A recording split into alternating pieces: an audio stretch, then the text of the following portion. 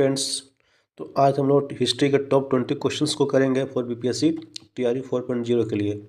हम लोग daily 20 question करेंगे। इससे क्या होगा कि हमारा जो रिवीजन का जो सीरीज है वो स्टार्ट हो जाएगा। हम लोग रिवीजन करते रहेंगे। आज ये क्वेश्चन आपका मॉडर्न हिस्ट्री का, कल हम लोग एंशिएंट लेंगे, फिर एक दिन मेडाइवर लेंगे। इस तरीके से हम लोग चेंज करके पूरे हिस्ट्री के पोर्शन को रिवाइज कर लेंगे, जो कि बहुत इंपॉर्टेंट है। और जब तक कि आपका एग्जाम नहीं हो जाता तब तक ये सीरीज चलता रहेगा। और ये रिवीजन सीरीज हम थोड़ा सा फास्ट करेंगे, आपका ज़्यादा समय नहीं लेंगे। जितना जल्दी हो सके इसको हम ज़्यादा नहीं, 20 क्वेश्चन है और साधारण क्वेश्चन है, बेसिक क्वेश्चन है, जो रिपीटेटिव क्वेश्चन है, जो हमेशा पूछे जाते हैं। तो चलिए स्टार्ट करते हैं। पहला क्वेश्चन है आपका, who among the following was socialist leader who escape from the Hazaribagh prison and join the quit India movement. Hazaribagh jail से किसने भाग कर क्विट इंडिया मूवमेंट को ज्वाइन किया था? तो बहुत बेसिक क्वेश्चन है। पहला ऑप्शन है आपका राम मनोहर लोहिया, बी में मीनू माशी, सी जयप्रकाश नारायण और डी में अच्युत पटवर्धन। इसका सही आंसर आप लोगों को पता ही होगा कि ऑप्शन सी जयप्रकाश नारायण। ये 22 उम्र के 20 साल के रहे होंगे, जो ये जेल से भाग गए थे और इन्होंने मूवमेंट को ज्वाइन किया था। नेक्स्ट क्वेश्चन है आपका, who among the following has written the Vidrohi, one of the most famous Bengali poem. Vidrohi जो आपका बंगाली पोएम इसको किसने लिखा था? ऑप्शन है रविन्द्रनाथ टैगोर, बी बंकिम चंद्र चट्टोपाध्याय, सी काजी नजरुल इस्लाम और डी शंभुनाथ पंडित। इसका सही आंसर है ऑप्शन सी काजी नजरुल इस्लाम ने लिखा था ये विद्रोही नाम का जो पोएम था। क्वेश्चन नंबर 3 देखिए, Montagu Chelmsford reform which formed the base of the Government of India Act 1919 introduced which the following India। तो जो गवर्नमेंट ऑफ इंडिया एक्ट 1919 में कौन सा रिफॉर्म्स लाया गया था? Self governance, dyarchy, C Indian administrative service IAS and IPS Indian police service. तो देखिए बहुत सारे रिफॉर्म्स लाए गए थे, लेकिन जो मेन इंपॉर्टेंट चीज़ था वो आपका डायरकी था। तो क्वेश्चन नंबर 3 का सही आंसर ऑप्शन बी डायरकी है। ठीक है, क्वेश्चन नंबर 4 देखते हैं। In the wake of partition of Bengal in 1905, Bengal so some new movement such as boycott, Swadeshi, national education policy. Out of them the boycott was inspired by the most probably which among the following contemporary events. यानी जब हमने boycott को अपनाया था तो एक उस समय ये कहाँ चल रहा था, उसका कंटेम्प्रेरी कौन था? तो ऑप्शन है boycott of all foreign goods by Mahatma Gandhi in south Africa, boycott of American goods by Chinese, boycott of some English land agents by the Irish people, and the fourth is boycott of Japanese product in China। तो question number 4 का सही answer option B boycott of American goods by Chinese. उस समय Chinese लोग American goods को boycott कर रहे थे साथ ही साथ। Next question is the Bombay association, जो कि पहला first political association in Bombay presidency was founded by हुम इन 1852। 1852 में बॉम्बे एसोसिएशन को किसकी तरह बनाया गया था? ऑप्शन है जगन्नाथ शंकर सेठ, बी में दादा भाई नौरोजी, सी सुंदरनाथ बनर्जी और डी सर सैयद अहमद खान। तो ये बनाया गया था आपका जगन्नाथ शंकर सेठ के द्वारा। Question number 6, who are the editor of the newspaper Kesari. Kesari और मराठी आपने नाम सुना होगा, तो केसरी के एडिटर कौन थे? Bipin Chandra Paul, be Annie Besant, सी में बाल गंगाधर तिलक और डी में गोपाल कृष्ण गोखले। तो ये सबको पता है केसरी कौन थे एडिटर? बाल गंगाधर तिलक। अगला क्वेश्चन है question number 7, the decisive battle of third Carnatic war, battle of Wandiwash was fought in which year. तो वांडीवास तक कब हुआ था? ये थर्ड कर्नाटिक वार के उसी बीच में हुआ था, 1760, 1761, 1765 और 1757। तो 7 का सही आंसर ऑप्शन ए 1760 के टाइम पे ये आपका हुआ था बैटल ऑफ वांडीवास।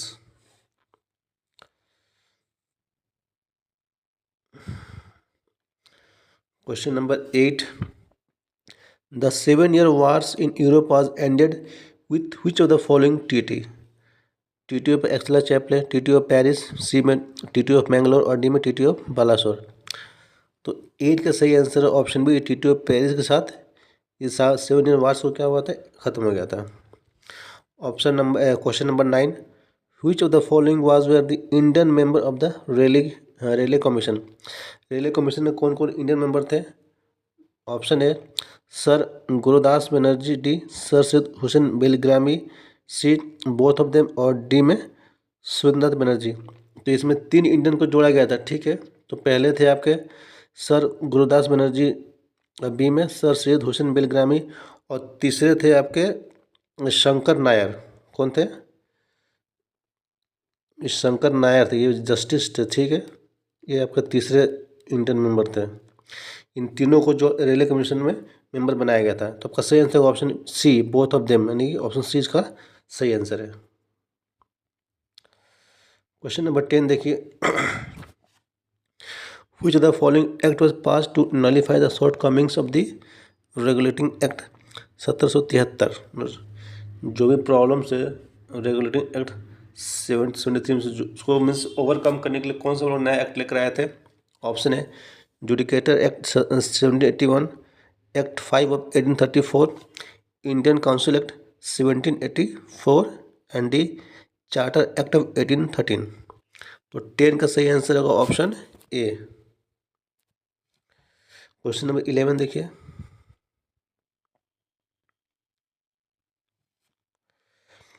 वो द फॉलोइंग शेड किसने कहा थी? कोऑपरेशन इन एनी शेप और form with this Satinique government is सीनफुल। ये किसने कहा था? ऑप्शन है बाल गंगाधर तिलक, सी सी आर दास, डी एम के गांधी, और डी मोतीलाल नेहरू। तो 11 का सही आंसर ऑप्शन सी, ये गांधी जी के द्वारा कहा गया था। क्वेश्चन नंबर 12 देखिए, who are the personal secretary of Gandhi ji? Gandhi ji के पर्सनल सेक्रेटरी कौन थे? ऑप्शन है Mahadev Desai, B Sharad Bose, C K C Nayyar, और डी एस पी मित्रा। तो 12 का सही आंसर ऑप्शन है Mahadev Desai.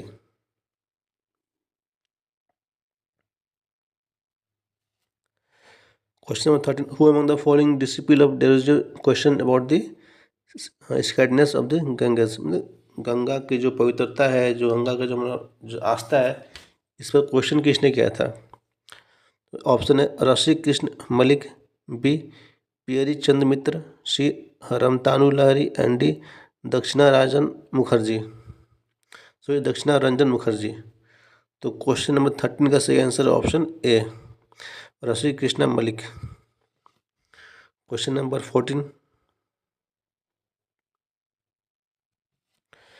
Satyashodhak Samaj was founded by who among the following. इसे बेसिक क्वेश्चन है। सत्यशोधक आपने कितनी बार पढ़ा होगा? ऑप्शन है Jyotirao Phule, B B R Ambedkar, C G V Ghosh, and D Naoroji फुर्जन ji.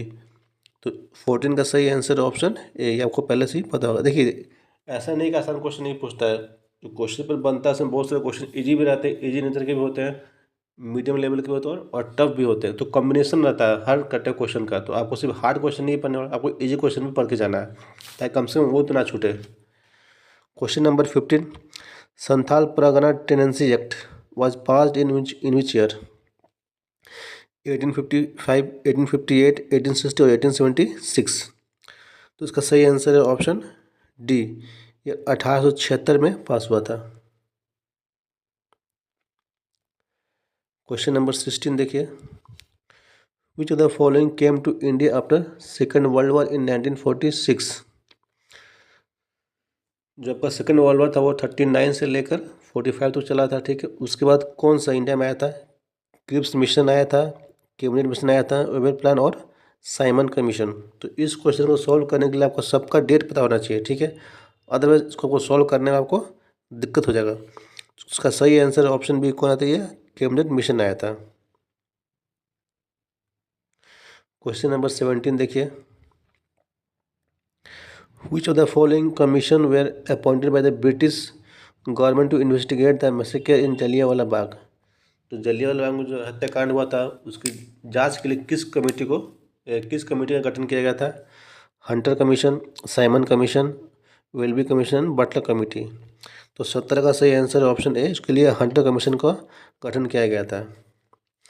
Question number 18 देखिए, which of the following is not the founder of रहनुमाई मजदयासन सभा। तो ये ऑप्शन ए आपका नौरोजी खुर्दोंजी, दादा भाई नौरोजी, एस बेंगोली एंड शिवली नोमामी। तो ये आपका कौन सा, इसको कहते हैं रिलीजियस रिफॉर्म एसोसिएशन। ये जो आपको कहते हैं इसको रिलीजियस रिफॉर्म एसोसिएशन, ठीक है। थोड़ा हैंड राइटिंग खराब है, काइंडली बियर विद दिस। तो इसका हाँ, तो क्वेश्चन नंबर 18 का सही answer option D. Next question देखते हैं हम लोग। Which among the following princely state of British India had highest population? Option A Hyderabad, B Jammu and Kashmir, C Mysore और बी बड़ौदा। तो इसका सही आंसर ऑप्शन ए क्या यहाँ पता, हैदराबाद का सबसे अधिक पॉपुलेशन था। Question number 20, from which of the following act Burma got separated from India. Burma India से कब अलग हुआ था, किस एक्ट के तहत अलग हुआ था? तो Indian council act 1961, government of India act 1909, government of India 19 and government of India 1935।